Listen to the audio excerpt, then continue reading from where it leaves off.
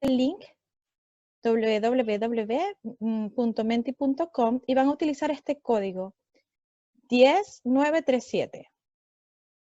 Y van a responder a esta primera pregunta, según tu experiencia y en pocas palabras, ¿cuál es el mayor problema en el proceso de diseño? Recordemos de que estamos hablando del proceso de diseño dentro de la industria de la arquitectura, de la ingeniería y de la construcción. Entonces pueden ya ir entrando a ese link, a esa página, al código, y les debe aparecer inmediatamente la pregunta.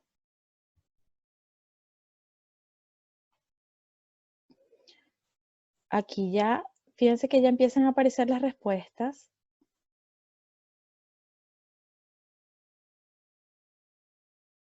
Aparecen bastantes respuestas, errores en los planos, faltas de colaboración, no participa la constructora, hay un problema de costos, poco flujo de información, errores en los planos, me imagino que son problemas de coordinación, de flujo de trabajo, especificaciones. Hay 7 personas que han respondido. Vamos a esperar un poquito más. A ver si no he leído alguna. Falta de colaboración, retrabajo. Retrabajo se repite, parece. Es que se va moviendo, no sé si se dan cuenta. Mal control de documentos, distintos sistemas que no comulgan entre sí generalmente. Mal control de versiones, posiblemente hace falta un protocolo de actualización de esas versiones. Interferencia entre me imagino que es interferencia entre las distintas especialidades. Creo que los leí todos, me parece. Según lo que entiendo, cuando una palabra se repite, se va haciendo un poco más grande, según lo que entiendo de esto de la nube de palabras. Interferencia. Bueno, aquí ya vemos algunos de los tópicos relacionados con los problemas de diseño en general. Vamos a una segunda pregunta.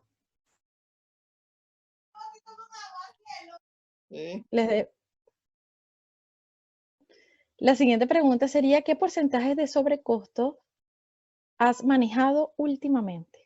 Si no he manejado ningún sobrecosto, maravilla, y coloca no he tenido sobrecostos y listo, ¿ok? Entonces ya le debe aparecer. Aquí están las respuestas, vamos a irlas mostrando. Ahí se van. ¿Las están visualizando? Pregunta. Sí.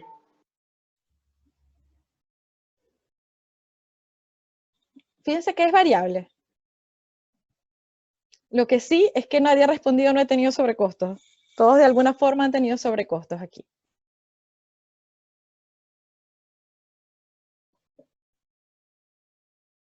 Ok, 9 respuestas. Pero en general, lo que vemos es que hay sobrecostos. Nadie ha respondido no he tenido sobrecostos. Lamentablemente nadie lo ha respondido. Y bueno, entonces vamos a cerrar ya estas primeras preguntas. Eran como para tener alguna idea. Bueno, vamos entonces a comenzar con algunos antecedentes de la industria de la construcción. Ojo, esto no lo digo yo, de hecho, algunas cosas ya las dijeron ustedes. Fíjense que tenemos que 1/3 de los proyectos sobrepasan costos y tiempo. Esto lo dice Bustos. En este caso, por eso fue que les hice la pregunta, para saber más o menos de qué porcentaje estábamos hablando. Pero en este caso particular no hubo ninguna persona que haya respondido de que no había sobrecostos. Por otro lado, solo el 45% de los proyectos obtienen resultados satisfactorios, no solamente hablando de costos, sino también de rentabilidad, de plazos, de seguridad, de calidad o de aceptación pública, ¿ok? Entonces, fíjense, solamente el 45% de los proyectos obtienen resultados satisfactorios. Por otro lado, las desviaciones en el diseño, esas diferencias o esos errores dentro del diseño, de que ustedes muy bien hablaron de esos problemas que se dan, causan el 80% de los retrabajos en la industria, en la parte de la construcción en general, en la parte de la ejecución. Entonces, esto es un número muy grave porque, o sea, que tengamos problemas en el diseño y que los traslademos hacia la parte de la construcción, fíjense que es un 80% de los retrabajos, es altísimo. Dicho esto, vamos a hablar un momento primero de la manera como construimos o como diseñamos normalmente, de lo que hemos hablado de diseño tradicional, cómo trabajamos normalmente. Bueno, primero tenemos un establecimiento de requerimientos, escuchamos esos requerimientos de los clientes, generamos un diseño completo, este diseño que obviamente interactuamos con otros diseñadores, pero en general diseñamos de forma completa. Y luego de que diseñamos de manera completa, es que evaluamos otros aspectos. Aspectos de costo, aspectos de tiempo, aspectos de calidad, aspectos de constructabilidad, otras cosas. Pero puede ocurrir que todos estos aspectos que hemos considerado al final nos incidan y de repente, oye, no, el cliente no está dispuesto a pagar ese diseño de tal manera como le dio tanto costo, o tenemos problemas de que no se puede construir algunos aspectos, tenemos problemas, no sé, en el aspecto social. Entonces, toda esta parte nos trae problemas y tenemos que volver atrás hacia el diseño y retrabajar. ¿Ok? Entonces, esa parte de cómo lo estamos diseñando pareciera de que el orden no es el más adecuado. Entonces, yo justamente lo que les quiero presentar el día de hoy es que existe una metodología que se llama Target Value Design. Si lo hablamos en castellano, sería diseñando con un valor objetivo. Esto es un enfoque de gestión diferente, ¿ok? Que invierte el sentido del proceso de diseño. Es importante que veamos cómo lo invierte. En unas láminas un poco más adelante se las voy a mostrar. Pero lo interesante es que, fíjense, el orden en el que trabaja el diseño tradicional lo vamos a ver de manera distinta, invertido. ¿Ok? Entonces, es un enfoque de gestión que busca maximizar el valor. El valor tiene que ver con la satisfacción del cliente. Fíjense que habíamos hablado de que el 45% de los proyectos no satisface los requerimientos del cliente. Entonces, esto es justamente lo que queremos, maximizar el valor en un marco de ¿qué? De un costo ya preestablecido previamente. ¿Ok? Entonces, la idea es que luego de que hemos establecido este costo, hacemos una guía. El diseño y la construcción van guiados hacia el logro de los objetivos del proyecto. Son objetivos en común, son objetivos de las personas que están involucradas dentro del proyecto. Y como dijimos, no solamente llegando a ese costo preestablecido, sino también buscando de que se maximice el valor. El Target Value Design propone diferentes cambios, ¿ok? Si vemos la parte de la izquierda, toda esta parte de la izquierda va a ser cómo trabaja generalmente el diseño tradicional, y la parte de la derecha es cómo trabaja el Target Value Design. Entonces, fíjense, generalmente hubo así como un ruidito, perdón. Generalmente trabajamos de manera aislada. Posiblemente nos reunamos, hagamos revisiones y tomemos decisiones de grupo, eso no dice que no lo hagamos. Sin embargo, en el Target Value Design, en lugar de diseñar aisladamente, se trabaja en equipos. Se resuelven los inconvenientes, se toman decisiones y luego de que se toman esas decisiones es que comenzamos a diseñar conforme a esas decisiones, pero en equipo. Luego, en lugar de evaluar la constructabilidad de diseño, luego de que ya hemos hecho todo el diseño, entonces decimos, oye, ¿será construible? No, la idea es diseñar desde el principio que sea construible. Luego, en lugar de trabajar solo, de repente en nuestras oficinas, en cuartos separados, etcétera, se trabaja en parejas, se trabaja en grupos, hay en algunos grupos que se llaman cluster, también se pueden llamar comité. Pero lo interesante de esto es que sea un trabajo cara a cara, presencial.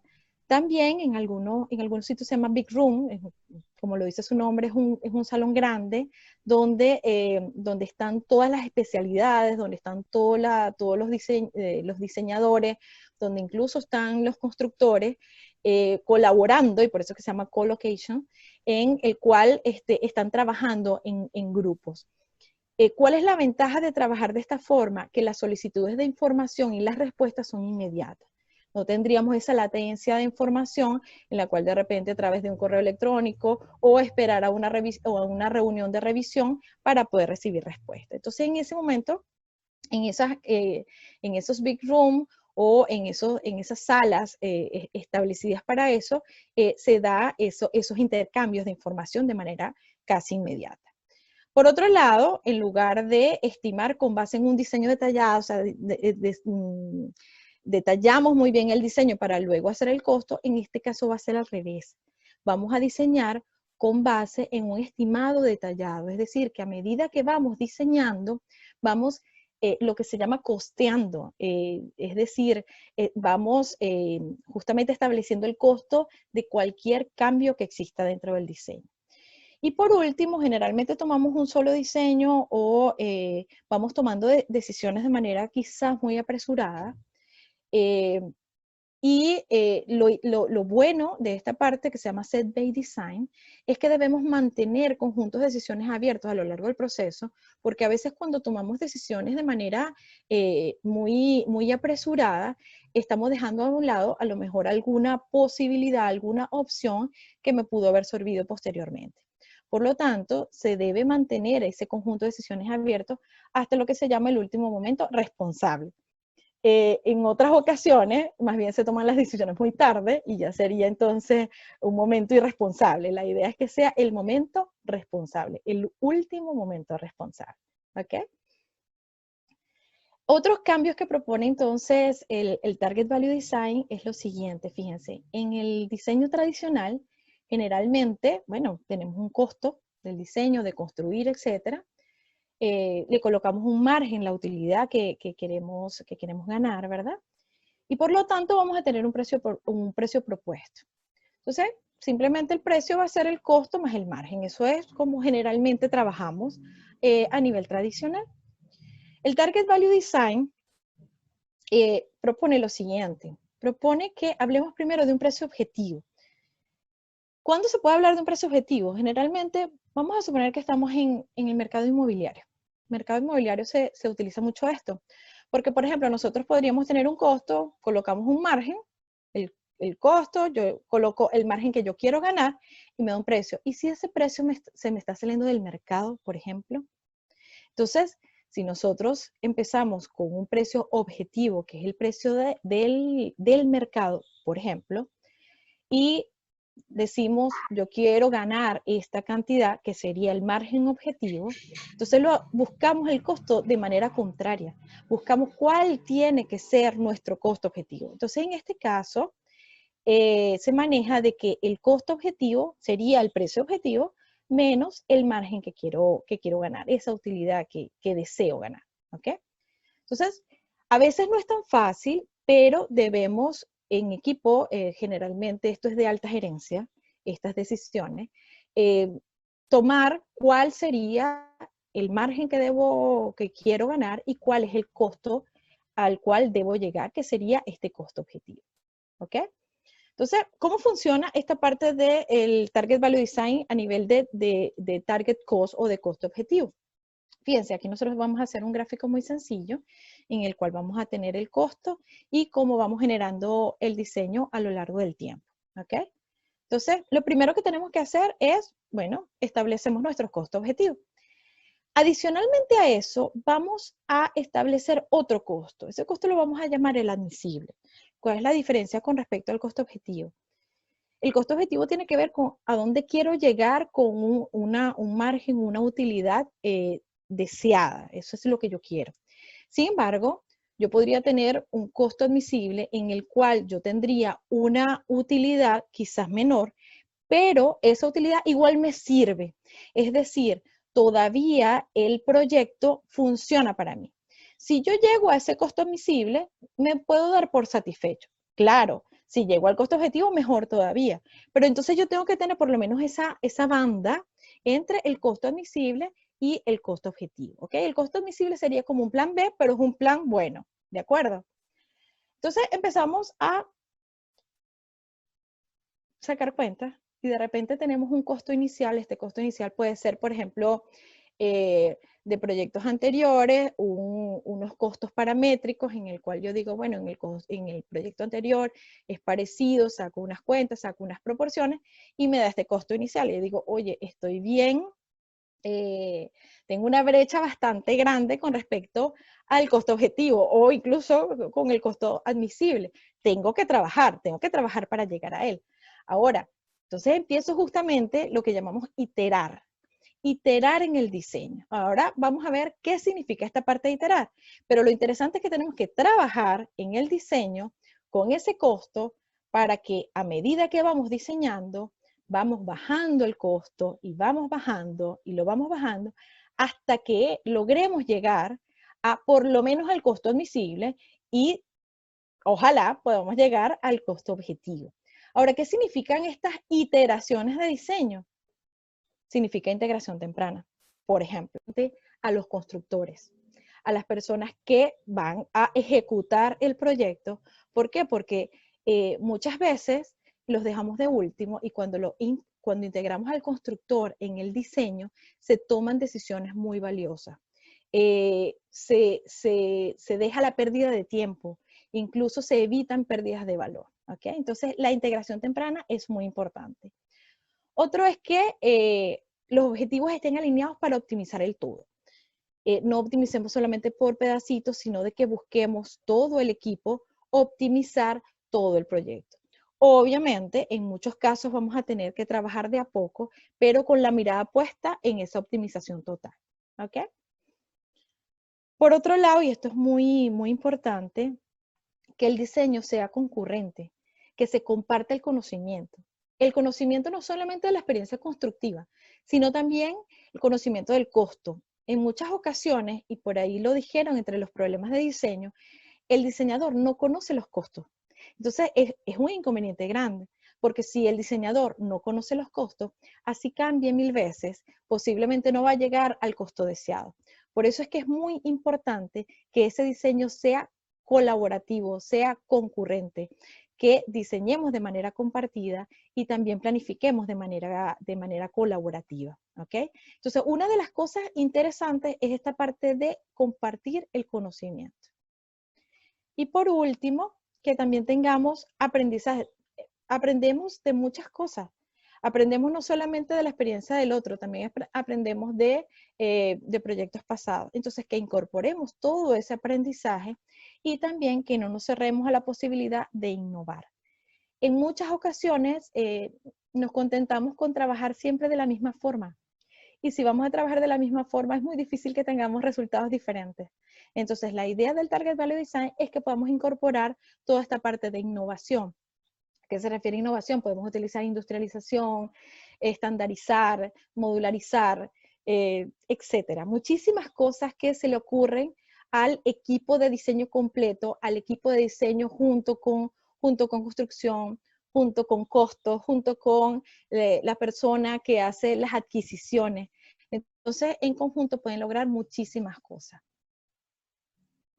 Otros objetivos en los cuales pueden hablar es que podríamos tener no solamente un costo objetivo y un costo admisible, también podríamos hablar de una duración objetivo y una duración admisible. De repente tenemos de que el proyecto lo tenemos que entregar por alguna razón en una duración, en un tiempo establecido. Entonces podríamos hablar también de duraciones objetivas. Así también podríamos hablar del valor. Recordemos de que el valor y el costo no es igual, no es lo mismo.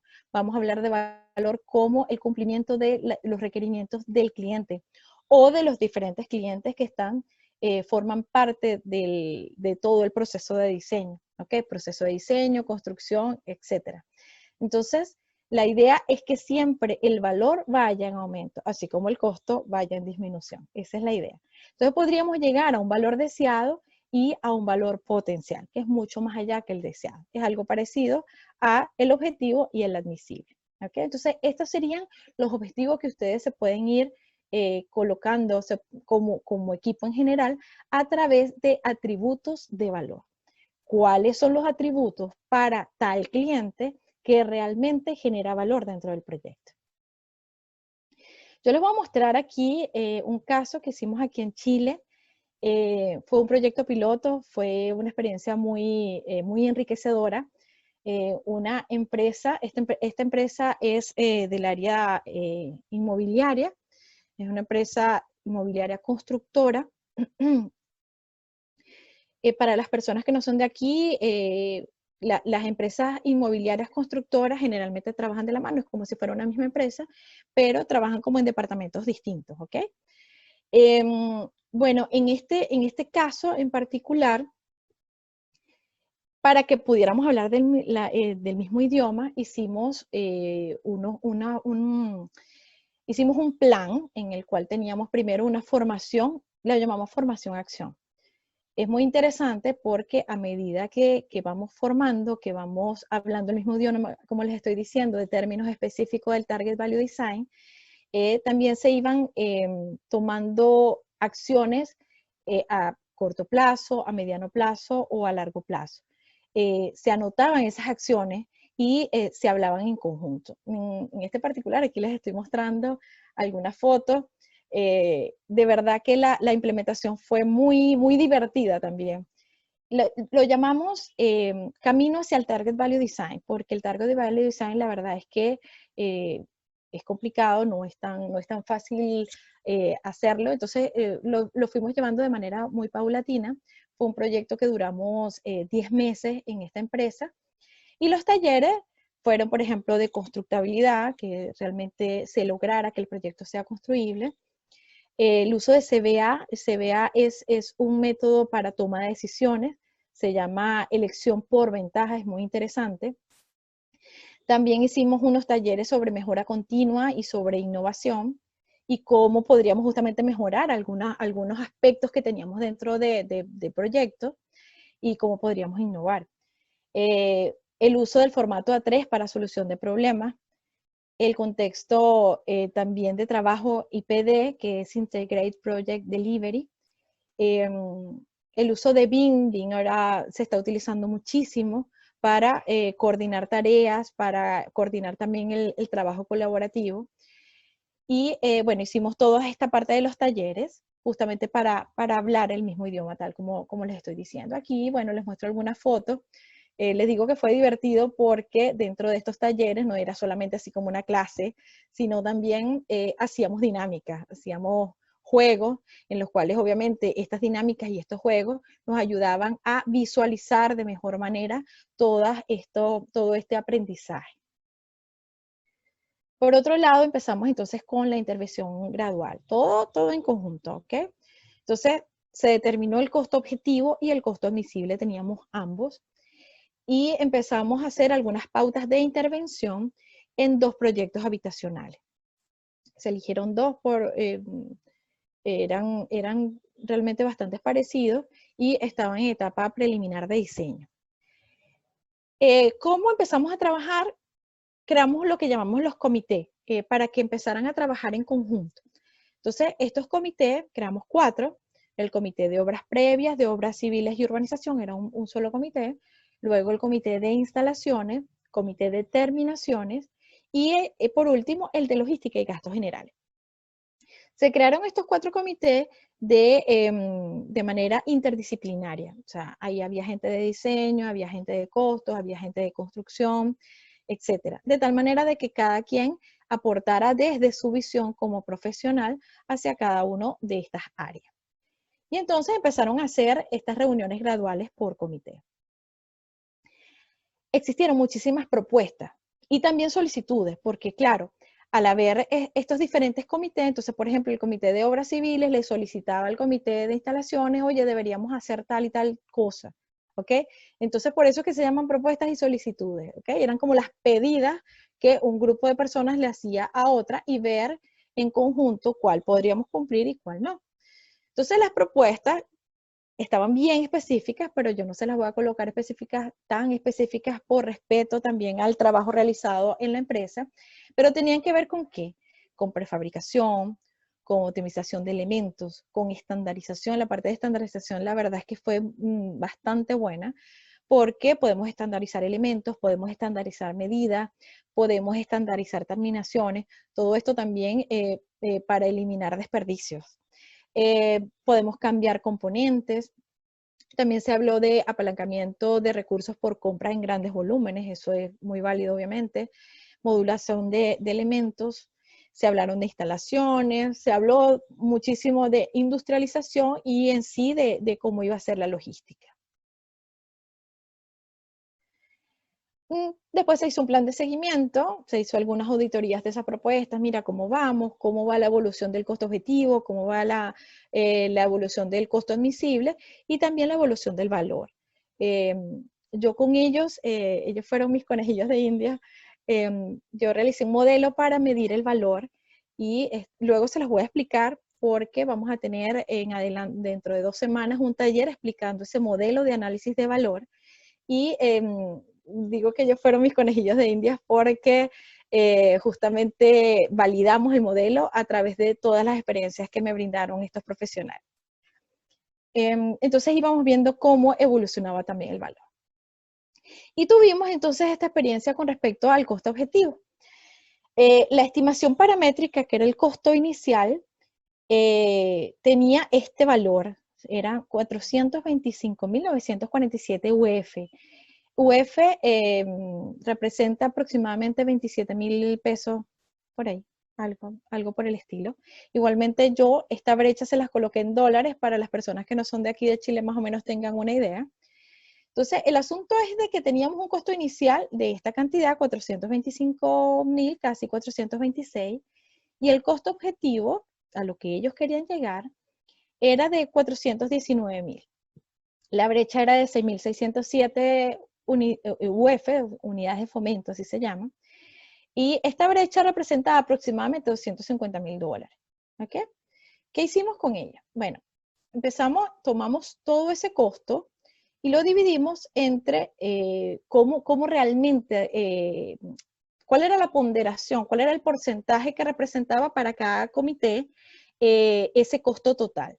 Entonces, bueno, se dividió entre los 4 y de esa misma forma se dividió la brecha de manera proporcional, porque no es lo mismo el que tiene una proporción menor, decirle, oye, mira, vamos a tomar esta brecha, la dividimos entre 4, porque somos 4 grupos y todos manejamos la misma información, y entonces cada quien se tiene que encargar de más o menos bajar 1.500. No fue así, sino que lo buscamos también de manera proporcional.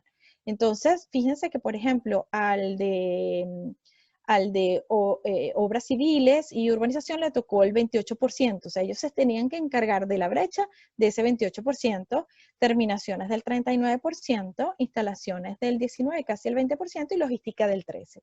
Por lo tanto, tomamos esta brecha y la dividimos de esta forma, o sea, a cada quien le tocaba, a cada comité le tocaba encargarse de bajar ese costo en esta proporción a cada uno, ¿ok?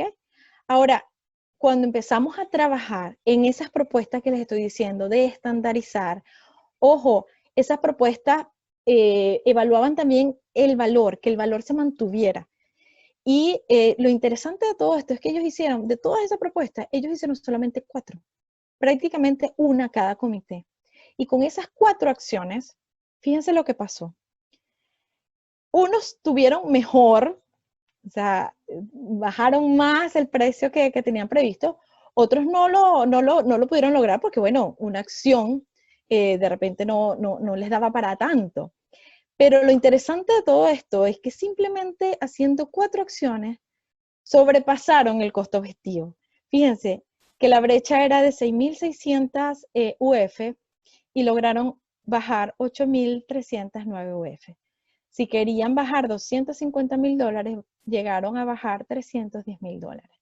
Entonces, no solamente lograron el costo objetivo, sino que lo superpasaron. ¿Ok? Este fue el costo logrado, fue 417.638 UF. Por lo tanto, fue un caso en el cual, sinceramente, yo me sorprendí, ellos también se sorprendieron porque, como les digo, solamente teniendo cuatro acciones lograron alcanzar ese costo objetivo. ¿Qué beneficios o qué otros beneficios logramos con esta implementación? Bueno, primero, claridad en los requerimientos de los diferentes clientes, tanto internos como externos. como les dije, dentro de la cadena, dentro de este proceso de diseño, existen diferentes clientes y ellos se visualizaron de esa forma. Es decir, el constructor es cliente del diseñador y viceversa. Empezaron a buscar el mejor valor y no el más bajo costo. A veces, como decimos, lo barato sale caro, pero lo malo es que muchas veces en construcción elegimos generalmente por el más bajo costo y la idea es seleccionar el mejor valor. No solamente el mejor valor en el momento del costo, sino también posteriormente. Algo que de repente me puede ayudar a evitar postventa, por ejemplo. Enfoque hacia la toma de decisiones en conjunto. Era muy interesante las discusiones que se llegaron a dar ahí, pero discusiones súper sanas y súper interesantes. Visibilizaron el presupuesto. El departamento de costos bajó toda la información a todas las personas que estaban trabajando en esos comités, de tal manera de que cuando ellos tomaban alguna decisión, podían ver cuánto realmente estaban bajando en el costo. Por otro lado, lograron el costo, no solamente el costo admisible, sino el costo objetivo y, muy importante, sin comprometer la calidad del proyecto. Fueron cosas de ajuste, como les digo, estandarizar, modularizar, etc. Buscaron reducción de tiempos de ejecución o retrabajo, pero también de manera conjunta. Entonces, todos estos beneficios se dieron en este caso, que es como les digo, fue súper bueno, súper interesante.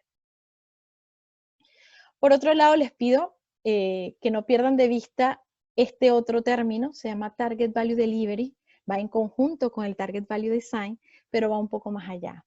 Si nosotros vemos fíjense en este gráfico de Evans del año 98, o sea, súper, incluso es vigente a pesar del tiempo que tiene, pero fíjense la proporción entre el costo del diseño con respecto a la construcción, con respecto a las operaciones, al mantenimiento y con respecto al negocio en general, al costo de todas las operaciones. Entonces, la idea no solamente es generar valor en el diseño-construcción, sino llevar ese flujo de valor hacia las operaciones y el mantenimiento. ¿Ok? Por otro lado, también les pido que no pierdan de vista el modelo de análisis de valor, en el cual justamente lo que buscamos es maximizar el valor, irlo midiendo, ir viendo cómo va aumentando el valor dentro del proyecto. Y esto va a ser un webinar que también tendremos con GPUC y con CIPIX el día 27 de agosto, al cual obviamente los estoy invitando. Bueno, muchísimas gracias por su atención. Esto era la experiencia que le quería mostrar. Y en este momento entonces abrimos el set de preguntas. Muchísimas gracias.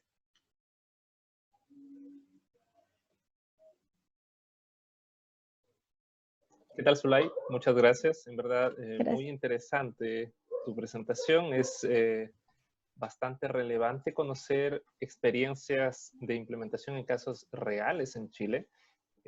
Me consta, ya que hemos participado en varias reuniones, viendo el interés que tuvo la empresa con la que pudiste aplicar tu caso de estudio para tener resultados, ver la información y los satisfechos que estaban de poder entrar a este nuevo desafío de generar colaboración desde etapas iniciales en los proyectos de construcción. Partiendo con esto, quisiera plantearte una pregunta preliminar y ya que estamos hablando de los casos de estudio o del caso de estudio que tú realizaste, me gustaría profundizar un poco más y que me comentes cuál fue la respuesta por parte del equipo de diseño al implementar el piloto. Bueno, mira, generalmente, a uno como arquitecto decir de que, oye, estoy incorporando personas de la construcción como que en mi espacio, no es tan fácil. Sin embargo, fue una experiencia muy buena, fueron súper abiertos, yo lo digo porque generalmente uno es como que tu espacio te lo están invadiendo, y no fue así. Realmente el grupo de diseñadores escuchaban muchísimo, escuchaban la experiencia del constructor, de postventa. De postventa también escuchaban muchísimo, así como que, oye, es que tenemos problemas en esto, en tal proyecto tuvimos tal problema. Entonces, de verdad, era como buscar la solución en conjunto. Y no era cerrarse a la posibilidad de que eso realmente pudiera funcionar. Qué bueno. Y en este mismo contexto, ¿cuál sería el desafío más grande que se presentó cuando tú implementaste? ¿Hubo alguien del equipo que fue más reticente al cambio o que tuvo se enfrentó un poco más a poder flexibilizar su forma de trabajo con esta nueva propuesta de Target Value Design? No, en general hubo dos aspectos que sí me gustaría nombrar.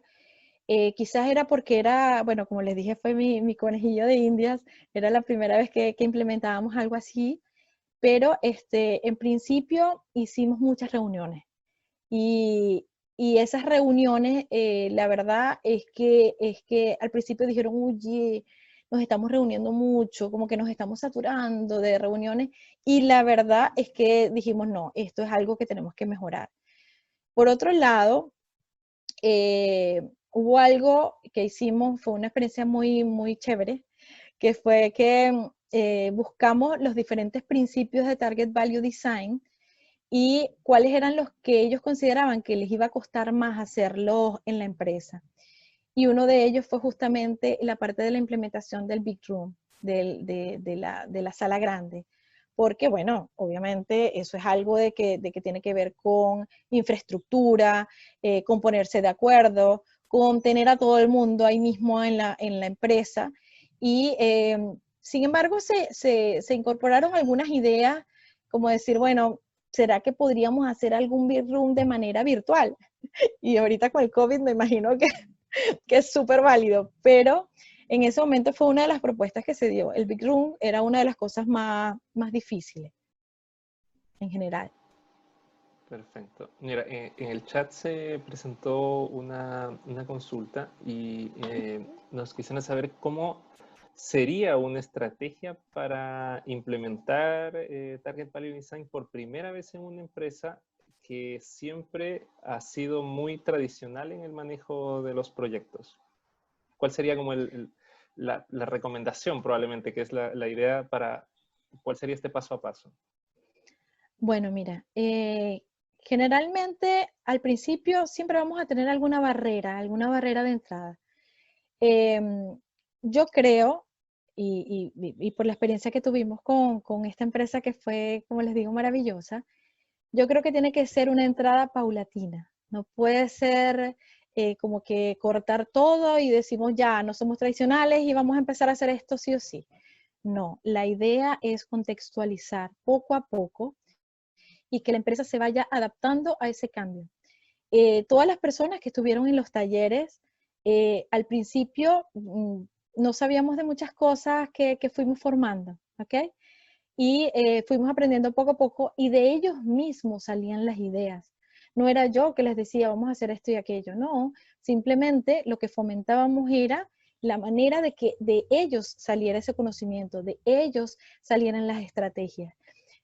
Obviamente a través de un sistema, a través de una metodología, pero yo creo que las cosas hay que hacerlas de manera paulatina formándonos, por eso es que nosotros hicimos esa parte de formación-acción, porque de tal manera de que íbamos haciendo por lo menos un taller, hacíamos el taller de constructabilidad, por ejemplo. Entonces, conversábamos sobre el taller y después teníamos 2 sesiones más de cómo íbamos a implementar todas esas estrategias de constructabilidad dentro de la empresa. De manera de corto plazo, inmediato, esta sí vamos a ponerla un poco más a largo plazo y así sucesivamente.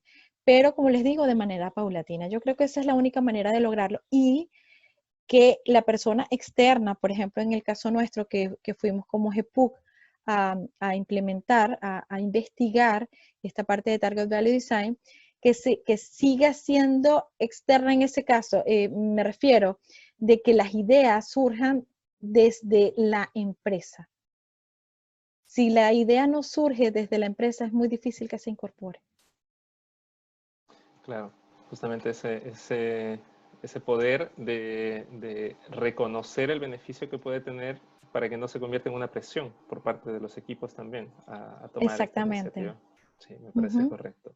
Mira, hay otra pregunta y quizás voy a darle un contexto un poco más amplio, ya que claramente el caso fue de cierta manera muy particular porque tenías una empresa que tenía inmobiliaria constructora de la mano y podían Sí. colaborar. Entonces la pregunta dice si existen casos de éxito o de implementaciones en constructoras inmobiliarias que no sean de la misma empresa o cómo sería esto. Quizás conoces alguna información sobre este caso.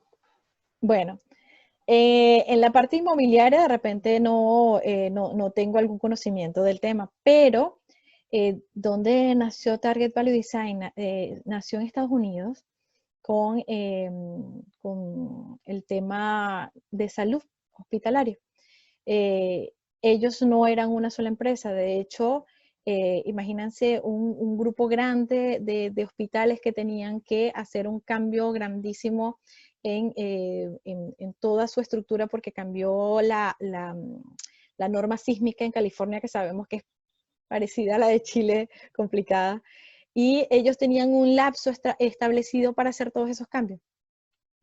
Entonces, obviamente el dueño no era el mismo que el constructor, no era el mismo que el diseñador, no era el mismo que el usuario, obviamente. Entonces, el hecho de que no sean las mismas personas no quiere decir de que no se vaya a lograr. La constructora era independiente al que estaba diseñando. Sin embargo, ¿qué fue lo que hizo que los uniera? Los big room, la manera de trabajar y todo eso. Ellos se dieron cuenta que de la manera tradicional no iban a lograr hacer ese cambio que tenían pautado para un tiempo, si no lo lograban, y por eso fue que se creó el Target Value Design. Entonces, el hecho de que en este momento a nivel de inmobiliaria no tengamos alguna experiencia, por lo menos aquí en Chile, pero a nivel de otras áreas, como les digo, de la construcción de hospitales, se logró y se logró muy bien. Perfecto. Muy bien. Existe un comentario y pregunta final. Y claro, comentan que la conceptualización es muy razonable tomando en cuenta tu propuesta, pero que no se aborda con precisión si estas mejoras implican repensar completamente el proyecto utilizando nuevas técnicas o proveedores. Y eso es como el antecedente. Excelente, buenísimo. Ajá. Y lo anterior modificaría entonces la planificación, quizás riesgos, escenarios complejos, y sería interesante saber si esta elevación de riesgo o aumento de riesgo modificaría o crearía desviaciones que esta mejora que se está proponiendo pueda verse reducida o equilibrada a cero al final, si haces estos cambios que se proponen. ¿Cuál sería esta visión desde ese Claro. punto? Bueno, fíjate, lo primero que dice reestructuración del diseño es que el diseño no está completo. El diseño tienes que irlo armando junto con todo el equipo. Por lo tanto, no hay un diseño entero. Fíjese que esa fue una de las primeras diapositivas que mostré, que justamente estamos acostumbrados, tenemos el chip en que tengo que tener el diseño completo para poder sacarle el costo. Este es al revés. Voy haciendo, obviamente tengo un costo, puede ser paramétrico como les mostré en este caso en particular, y voy diseñando con base para poder llegar a ese costo. Por lo tanto, sí va a haber una transformación de cómo vamos a trabajar, porque tenemos que trabajar en conjunto con todas las personas involucradas y que todos, y hay algo, tú hablaste del riesgo. Hay una cosa súper importante dentro del Target Value Design, que es compartir todo. Yo hablé de compartir conocimiento y experiencia, pero también tenemos que compartir el riesgo y la recompensa, porque es muy fácil decirle al otro, oye, vale, te voy a traspasar el riesgo, pero no te voy a traspasar la recompensa. La idea es que compartamos juntos y que como va a haber libro abierto, va a haber transparencia en la información, yo sé como constructor, yo sé como diseñador, cuánto vamos a ganar en conjunto. Por lo tanto, el riesgo no aumenta, el riesgo se divide, el riesgo se balancea. Genial. Entonces, obviamente se debe verificar esto. No, el riesgo no implica una modificación completa al diseño, sino un ajuste al proceso de diseño como tal para no modificar una alternativa inicial, sino adaptar desde el inicio el diseño con múltiples alternativas para poder tomar las mejores decisiones con los responsables de Exactamente. cada área. E Genial. ir diseñando en conjunto. Muy bueno. Me gustaría, mira, tenemos otra consulta. Nos dicen el caso de empresas constructoras que desarrollan proyectos para inmobiliarias donde se recibe un proyecto armado, ¿en qué medida se podría aplicar TBD o lo que podríamos pensar o se puede aplicar solo en el proceso constructivo? O quizás alguna parte de estas metodologías que tú proponías de TBD se pueden adaptar ya al proceso de ejecución del proyecto, porque si ya está el proyecto armado. Claro, bueno, si está el proyecto armado, entonces obviamente tendríamos que trabajar, claro, no habría esa integración temprana que se dice. Sería maravilloso de que si ya ustedes tienen esa conexión, porque a veces tenemos una relación de largo plazo si somos una constructora, tenemos una diseñadora o un estudio de arquitectura en el cual nos gusta trabajar. Por lo tanto, hay esa conexión de largo plazo y eso también es muy importante, por lo cual de repente podríamos conversar de que podría existir esa integración temprana. Si no la hay, porque eso también puede ocurrir, entonces tendríamos que trabajar en toda esa parte previa a la construcción de revisión en conjunto, revisión de constructibilidad, costos, etcétera, en conjunto con la empresa de diseño, de tal manera de que se vayan logrando estas alternativas. Por otro lado, al final yo les hablé de Target Value Delivery. Quiere decir que ese Target Value Delivery no solamente se queda en el diseño, sino que también lo traslada hacia otras partes. Entonces la idea es que en ese Target Value Delivery lleguemos un poco más allá, lleguemos a la ejecución, lleguemos incluso hacia la parte de operación, mantenimiento, muchísimo más allá. Entonces yo creo que el Target Value Delivery también busca ajustar ese costo en el momento de la ejecución. No sé si Perfecto. esa era la Sí, respuesta que estaban. claramente, o sea, existen, complementando un poco, tú nos diste a entender varias herramientas que se pueden adaptar en el entorno ya para toma de decisiones del proceso de ejecución también, que suele ser también muy desagregado y podrías tú integrar a un Exacto. proceso de modificación llevando esta cultura ya no a modificar el diseño, sino que en la etapa de ejecución integrar a los que toman las decisiones y no hacer este ciclo de respuesta entre arquitecto estructural o los diferentes subcontratos que existen en el proyecto en una mesa de trabajo como tú lo hiciste en la etapa de diseño, sino en la etapa de ejecución. Exactamente. Me parece que hemos cubierto las preguntas. Me gustaría simplemente pedirte si nos puedes contar algo de lo que se viene en la siguiente sesión sobre el modelo de valor. Si nos puedes comentar algo más para dejar invitada al resto de participantes del seminario que se viene en la próxima presentación. Bueno, me imagino que tiene que ser breve, la explicación. Es muy difícil medir el valor, de hecho, no se ha medido porque, bueno, en primer lugar, muchas personas confunden costo con valor.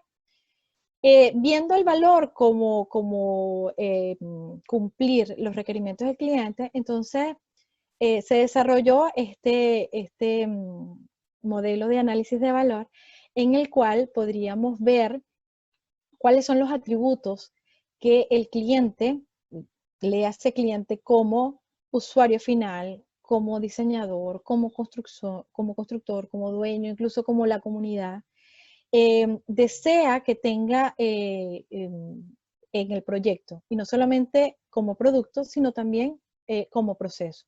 Porque sabemos de que el proceso es largo, el proceso puede durar, el diseño puede durar meses, pero la construcción puede durar años. Entonces, que toda la parte de ese proceso también busquemos cuáles son los atributos que consideramos valiosos. Muchas veces le damos importancia a cosas que pensamos que al usuario final, oye, es magnífico, es súper importante, y de repente a ellos les parece súper indiferente.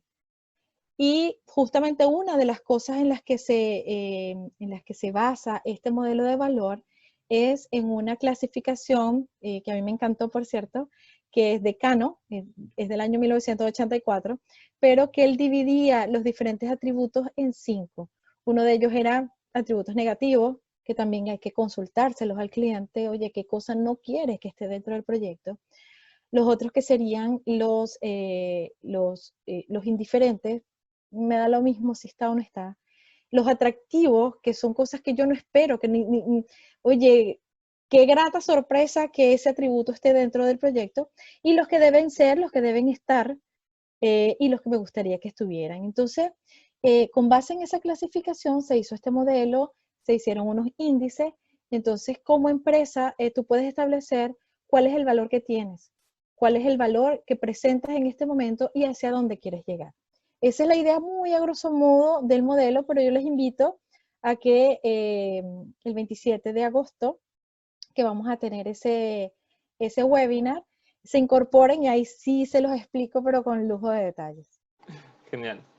Perfecto, Zulay. Muchísimas gracias. Creo que hemos cumplido con el tiempo. Fue muy útil poder tener la información y les recordamos a todos que nos sigan a través de nuestras redes sociales para poder conocer el link de inscripción de las próximas actividades y ya de la mano invitados para conocer el modelo de valor que nos puede presentar Zulay en la próxima sesión. Así que les agradecemos a todos. Zulay, muchísimas gracias por tu participación y también a los asistentes. Luego esta grabación será subida a nuestras plataformas y lo podrán ver también a través de los links de nuestras redes sociales. Muchísimas gracias a todos por su asistencia. Bueno, nos vemos entonces. Adiós. Chao.